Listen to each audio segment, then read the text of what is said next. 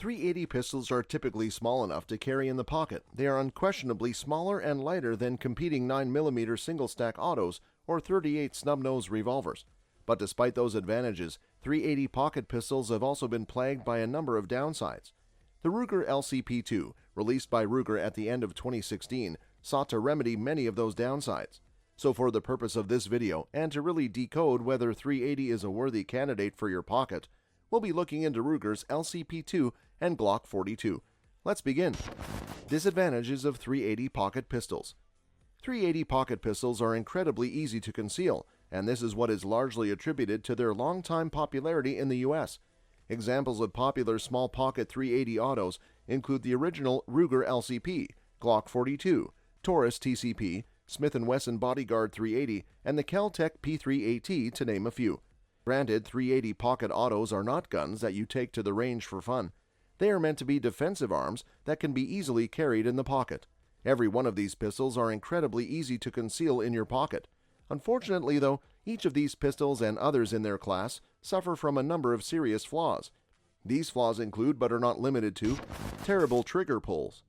.380 pocket pistols have a well-deserved reputation for having some of the worst trigger pulls of any semi-auto pistols on the market. The trigger pull on most .380 autos is exceptionally long and gritty. In other words, it's not pleasant to shoot at all. While larger .380 pistols such as the Walther PPK-S, Walther PK380, Bersa Thunder .380, and Glock 42 don't have this problem, the truly small pocket pistols such as the LCP and TCP most certainly do. Difficult to shoot. .380 pocket pistols are traditionally difficult to fire for a number of reasons. In addition to the horrid trigger pulls like we just discussed, they also suffer from being extremely snappy due to their small size.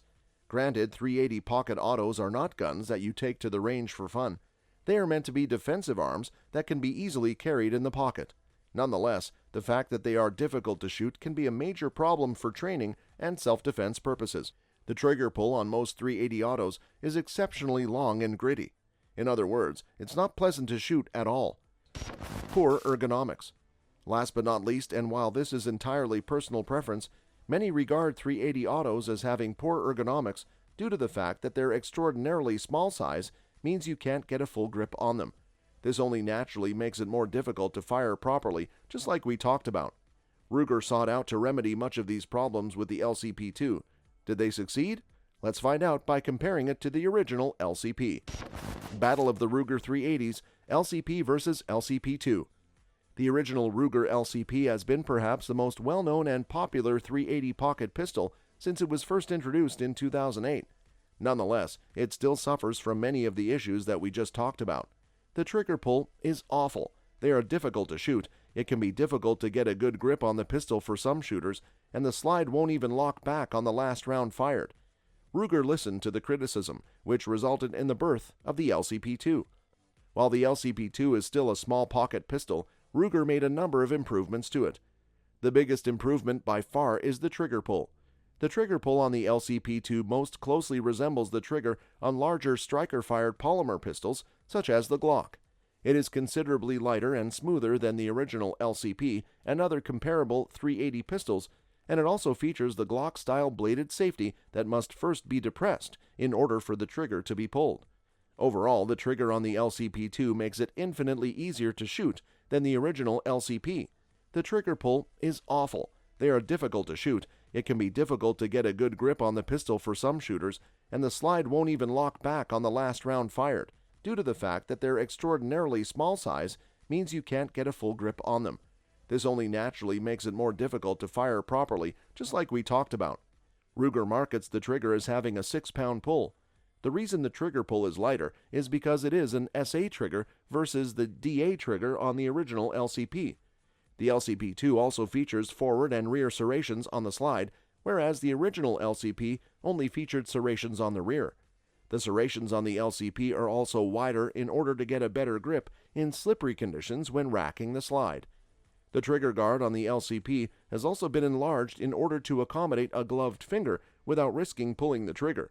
The grip is also slightly enlarged in order to get a better grip, with an improved stippling job as well to better accommodate wet or slippery conditions. All of these features together, the improved trigger, the enhanced serrations, the stippling on the grip, and the slightly wider grip size all combine to make the LCP2 a better handgun to shoot than the original LCP. Yes, the LCP2 is still a .380 pocket pistol, and as a result is still snappy. It's not a range gun and should not be treated as such. Yet one more advantage for the LCP2 is the fact that the slide locks back on the final round fired to signal you are empty. When you insert a fresh mag, it will be easier to rack the slide this way as well. In contrast to this, the original LCP did not lock back on the final round. While the LCP2 will accept the same 6-round mags as the original LCP, it also will not slide lock on the last round with those mags because they were not designed to do so. Therefore, if you want to slide the lock back, you need to use the mags that were made specifically for the LCP2.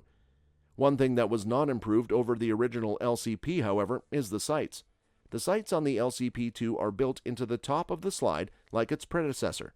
Both the front and rear sights are black, which can make it difficult to see them if you are aiming against a dark background. In comes Glock 42. With their oh-so-sly teaser ad campaign and the fact that it seems like Glock hadn't introduced a new gun since late in the first Clinton administration, the company did a marvelous job of whipping up loads of interest and anticipation for their new gun. Firearms folk had been hankering for a slim, single-stack, Tennifer-coated, easily concealable 9 since, well, late in the first Clinton administration. But Smyrna and their Teutonic overlords had other plans. In their judgment, what America really needed was a slim, single-stack, Tennifer-coated, easily concealable .380. So when word broke that Gaston's new gun was chambered in something less than full-blown 9mm, the cries of shock and horror that rose from almost every corner of the gunosphere rivaled what you'd expect to get after a Miley Cyrus twerk-off. We're talking wailing, gnashing of teeth, rending of clothing, predictions of dogs and cats living together, real wrath of God type stuff. Unexpected reception. A funny thing happened on the way to the clearance bin. When people actually got their hands on the new packable pistol, most were seriously impressed. Yes, it's a little bigger than the P3AT or LCP, but it's remarkably comfortable to hold and won't bruise your palm at the range. Sure, it's a little longer than most .380 carry guns, but it has real usable sights. People, like us with small hands, love the feel of the gun, and what do you know, Glock has been selling truckloads of the things since they first hit the stores. Maybe not everyone was as disappointed as it seemed. So in evaluating the Glock 42, talking about it being only a .380 and the fact that it's not made in the caliber everyone really wanted is pretty much beside the point. You don't buy a 42 to begin with if you're not already okay with carrying a .380. Every inch a Glock pistol. Make no mistake, the G42 is every inch a Glock pistol. It looks kinda like they tossed a G19 in a dryer, turned it up to 11 and shrunk the hell out of it.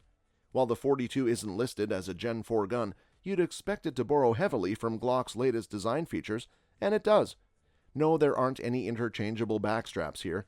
If your paw is too big to wrap around a 42, you'll probably be happier with the 26, which is about the same size but significantly wider. The US-made .380 is a hair under 6 inches from stem to stem, a little over 4 inches high, and 0.94 inches wide. But that's at the slide stop. By our caliper, the slide measures a fairly svelte 0.83 inches. All the early gnashing of teeth that went on about the huge new .380 that Glock was foisting on the American market, it seems was mostly overhyped, bleeding by people who hadn't even seen the gun yet. That's not to say that the 42 isn't bigger than, say, a P3AT. It is. We own a P3AT, we're lucky to have one of the good ones, and we carry it a lot, particularly in the summer or when we need to pocket carry. Can you tote the G42 in a pocket? Absolutely, and we have. But it's not as small or concealable as the little Kel-Tec or an LCP, particularly in jeans. The controls. As far as the pistol's controls go, everything is Glock as usual. Safe action trigger, check. Slide lock, check. Mag release, check. Takedown lever, check. It's all right where it should be.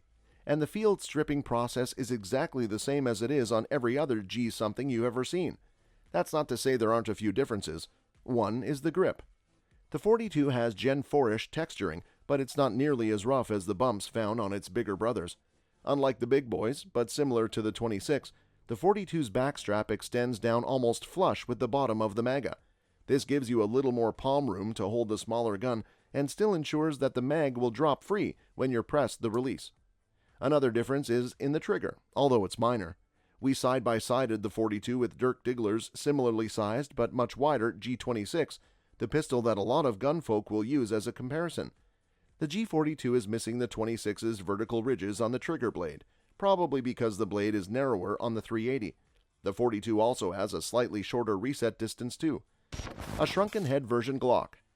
So with a few relatively minor differences, the Glock 42 is basically a shrunken head version of every other Glock you've ever seen or shot. And that's a good thing. No matter what you think of their guns, if you pick up any Glock in the dark, you know exactly where everything is and how to use the gun. No fumbling, no feeling around, they all work the same. The 42 is no exception. Which brings us to shooting this baby. Let's get one thing out of the way first. The G42 is easily the most comfortably shooting .380 we've ever tried, and it's not hard to see why.